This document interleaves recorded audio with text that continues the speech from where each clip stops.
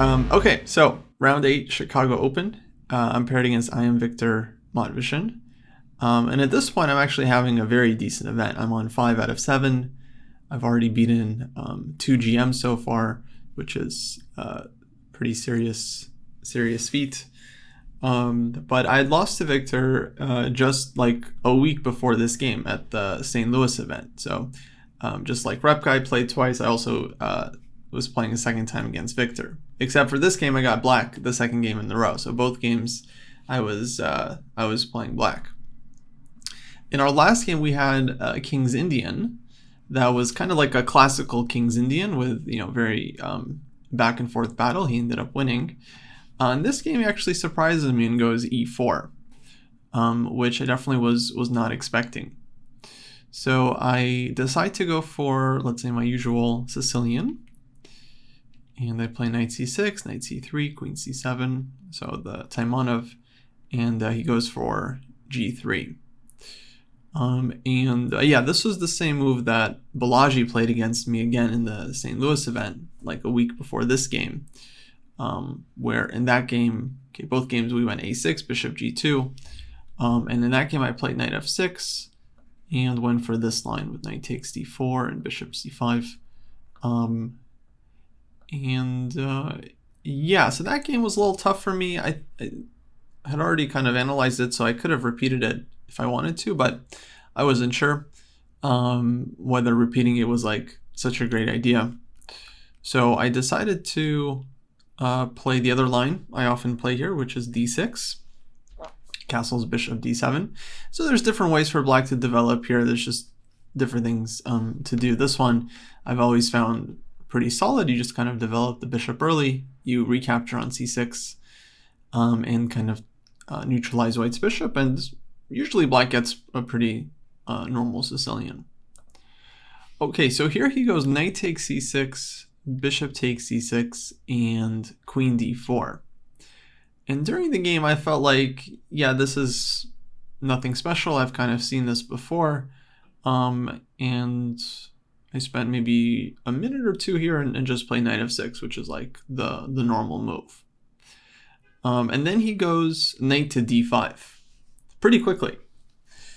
And this is actually an idea that I'd like kind of seen before, especially in this position, so it didn't catch me too off guard. But afterwards, I actually looked it up, and then I found out that it's actually like never been played before in this exact position. Because during the game, I take with the bishop here. I think taking with the pawn is possible, but then white gets just a ton of compensation for the piece.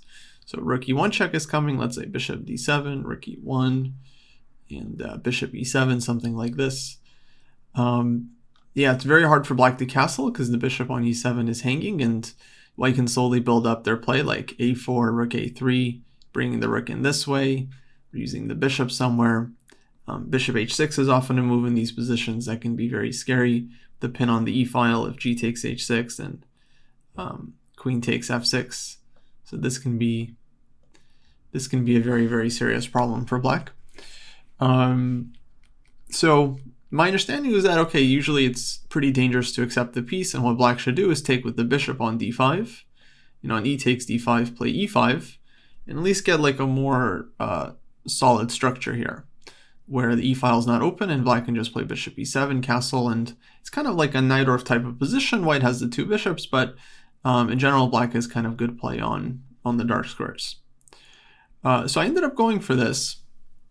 Then after the game, because here he goes queen a4 check, and it actually starts to feel a little bit uncomfortable. Like I don't really want to go queen d7, because I kind of want to use this square for my knight. But I don't want to go knight d7 either, because white will play bishop h3, and this will be kind of an annoying pin to deal with. I'll have to play rook d8, and then bishop e7, and then finally castle. And yeah, I wasn't sure. I didn't really love the position here. And so I vaguely remember looking at this, and I vaguely remember that, like, black just has to play b5. And it's a weakening move, but it's just not worth it to do anything else really, and so you just play b5 and then you develop, and well, you kind of play it like a knight, or if you try to bring the knight to c5, and yeah, it seems like a very playable structure. So in the game, we end up reaching this position. I go b5 after spending some time because I really wasn't sure. White goes queen b3, bishop e7. Now he plays a4. Here I start realizing, like, actually this doesn't look so great. Like, my structure is just completely extended, and yeah, either I'm going to be left with a weak pawn on b5 or a weak pawn on a6, or I'm just losing a pawn outright.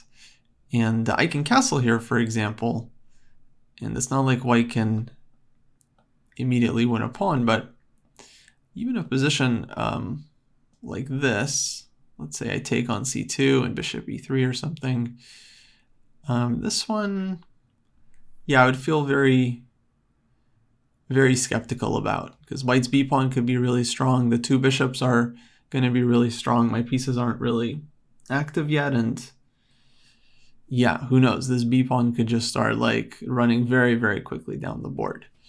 Queen c6 is maybe an issue, like all kinds of stuff.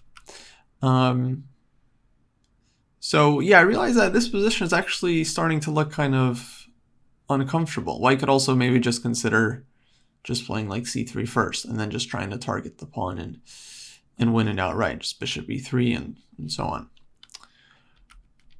So yeah, after the game, then I kind of looked up the line, and I realized, like, actually this is very new. This idea to play queen d4 in this position.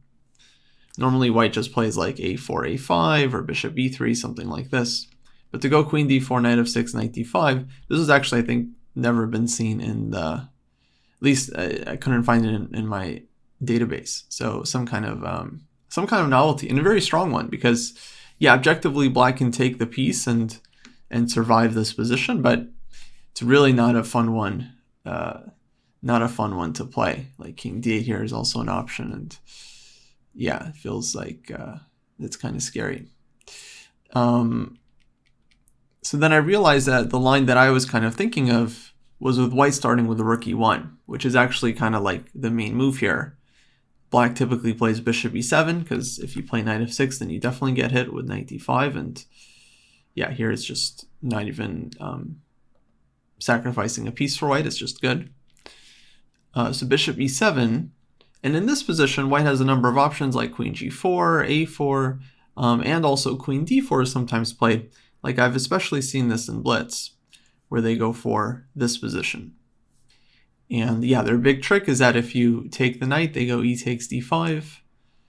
And on bishop d7, they have this move bishop h6. And black is in big trouble. If takes, then queen takes f6.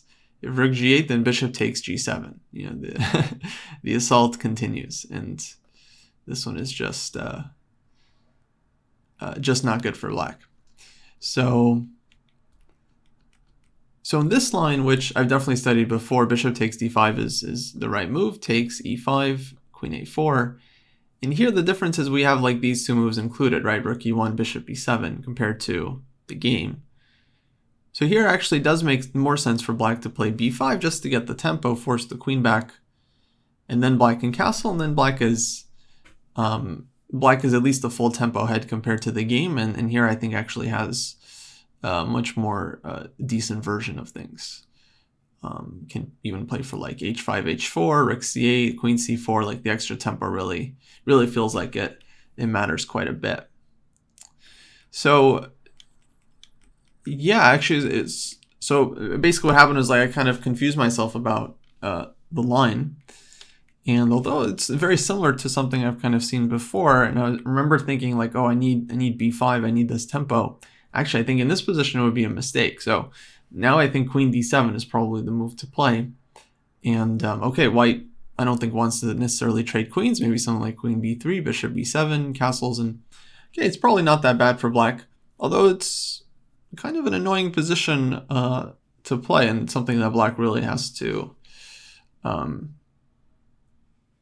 figure out. So this is definitely a line that I kind of need to repair, or at least have some kind of improvement for it, because this is actually super annoying piece sacrifice, I have to say. And then if black goes for this bailout option, then I think white is just at least slightly better here. Although it's not the definitely not the easiest position for white to I would say convert. Yeah, definitely good preparation, I think, from the opponent. Very, very nice, like surprise line. Even if I like knew I had to face this, it wouldn't be obvious about what to do exactly. So yeah, in the game I end up going b5 here, queen b3, bishop b7, a4, I play rook b8. But here I realize, I mean, I'm just very clearly worse here. My b pawn is very weak and extended, and my pieces aren't active. White's two bishops are kind of controlling everything. So yeah, just strategically worse. Bishop e3, I castled. He goes rook a7, rook b7, rook f a1. White's play is super, super simple here. Played rook b8, takes, rook a8 check. Now here I'd like to play rook b8, you know, trade pieces and try to hold, but the problem is after takes, queen takes, that this pawn felt like was going to be lost very soon. Maybe bishop f1 first, and if I push b4, then c3. And yeah, it just seems like I'm not in time to really set up any kind of defense. If queen b7, then queen takes b5. So on rook a8 check, I play bishop f8, which is not ideal, of course, but I felt like it wasn't, at least wasn't losing immediately. And my idea is that I'm just trying to improve my position, knight d7, knight c5, maybe trying to untangle somewhere. And yeah, eventually kicking this rook out. Knight can also go to b6 and c4, which is maybe kind of more annoying for white. But he plays it well. He goes queen b4, knight d7, b3. So kind of anticipating knight b6 and not allowing the knight to come into c4. So I think this was a very, very clever idea. I should note queen b4 is hitting this one, so I can't go queen c2 because of this. And just, I mean, I have like knight d7 here, but I think it's like just a disaster. Queen c6, bishop h3, and so on. So knight d7, he goes b3, and now I played f5. I think I thought about knight b6 here as well, but I think I just wasn't sure what I'm doing on rook a5, and rook takes b5. Didn't seem like I had a good answer to this one. So f5, basically I'm just worse. I'm trying to hold on, and I'm kind of anticipating bishop h3. I'm trying to create some squares for my king, so maybe somewhere I can go g6 or king f7 and kind of unpin. He goes c3. And this move, honestly, I didn't really understand, other than, okay, now the pawn is just not hanging on c2. But he gives me a move, so I decided to play knight f6. And I actually felt like I was maybe getting somewhere, like knight g4 could be an idea. And if the bishop moves, then we have queen b6 and targeting f2. And that might be a little bit annoying for white to deal with. And also I want to think about maybe playing e4. Of course, then it would make more sense to keep the knight on d7, and so I can jump in with the knight on e5. So yeah, knight f6. Also, my next move might be just king f7, just kind of simply unpinning bishop e7 and just asking white how he's going to improve. And I'm also kind of holding on to this one and not letting white play bishop f1 in any position, which is kind of important. But now he goes bishop g5. And actually very, very annoying move to face, because he's just kind of hitting my knight. And if I allow this trade, bishop takes f6, gf, I felt like, ooh, it felt very, very ugly, because this f5 pawn is just going to be a chronic weakness for the rest of the game. So main move I was trying to make work here was rook a7, just trying to create some counterplay and activate. But looking at this possible position, like takes, let's say bishop takes f6. I can throw in this check, bishop f1, I take here. And I was kind of thinking about this position. I thought maybe white goes king g2 just to unpin. You can't really take yet because I'm going to take on c3. And I don't know, I feel like it was definitely worse, you know, maybe holdable, but it felt very, very unpleasant, because I felt like, okay, white's bishop just needs to get to d3, the queen needs to get in, and it's just going to be over. It doesn't matter if like equal pawns or a pawn down. Like if the queen gets in and the bishop line up on these light squares, like I'm just going to lose the entire king side.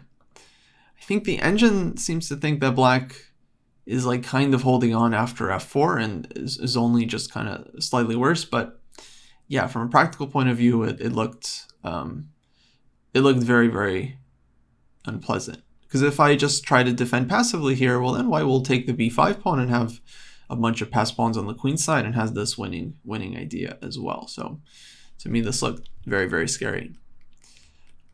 So in this position, I ended up going knight d7 instead. And I remember my opponent really went into the tank here. If he goes bishop e7, I think I'm all right after king f7. I think everything is kind of protected. Let's say he does have this option, which I thought was kind of interesting. Rook takes f8, knight takes, and then bishop takes d6. So like sacrificing the exchange.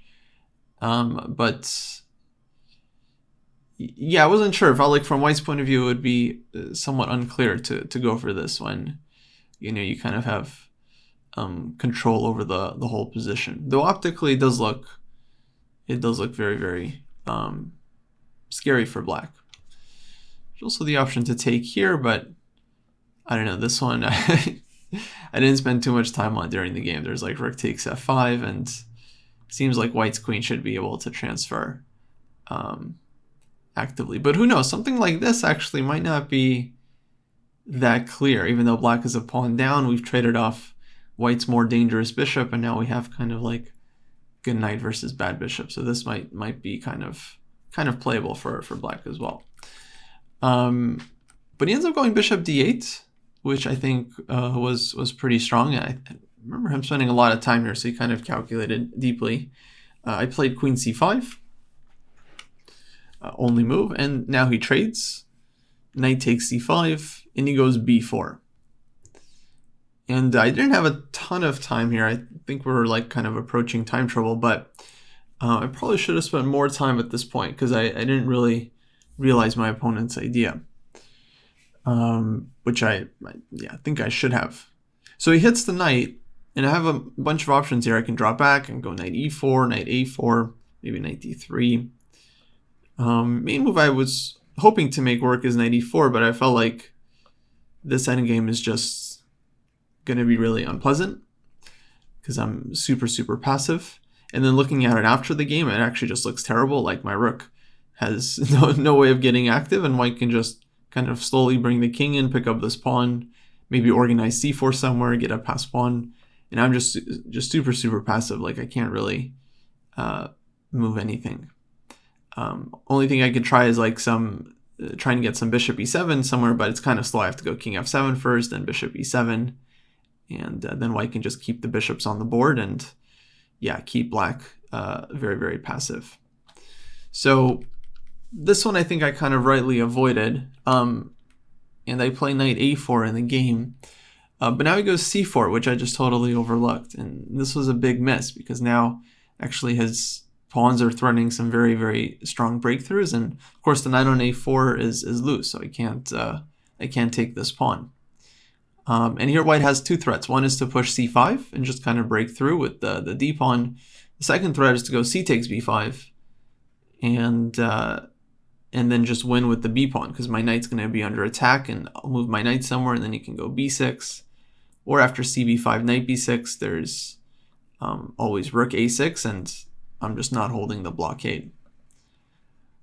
So yeah, probably the best chance here I would say is like knight d7, where black's position is very passive, but okay, I would still take white. I think some work to do here to actually convert it. Maybe like bishop h3, g6, and g4, and yeah, definitely looks like white is doing extremely well, but okay, I think this would be the best chance. Because after knight a4, c4, it was very, very tough. Now I played e4 here, and yeah, I mean, main other move I was considering really was king f7, just kind of improving the king and getting off of the back rank. But the problem is against c takes b5, it's really not clear what black can do here. If I do something like knight c3, then b6, rook a7, it's actually just like immediately game over. Like knight b5, let's say bishop f1, and once the knight moves, then rook a7 just ends the game. Just the pawn promotes. So this one looked unplayable, and if knight b6, then rook a6. And wherever I move my knight, just b6, rook a7, and I'm just not stopping the pawn. So yeah, it's I couldn't figure out what to do here. Then the engine points out this move, which was very unexpected for me, bishop e7. And of course hitting the bishop, so if white takes the knight, then we're taking here, and we're fine. We're able to build this blockade, and everything is great. But the point is that on bishop takes e7, black can throw in knight b6 as intermezzo. This move just kind of like just blew my mind, because I was just like, wow. I mean, it's like so simple once you see it, but yeah, it did not cross my mind at all. Like my brain just didn't work that way while I was calculating the possibilities. So somehow, like, I think bishop e7 just didn't really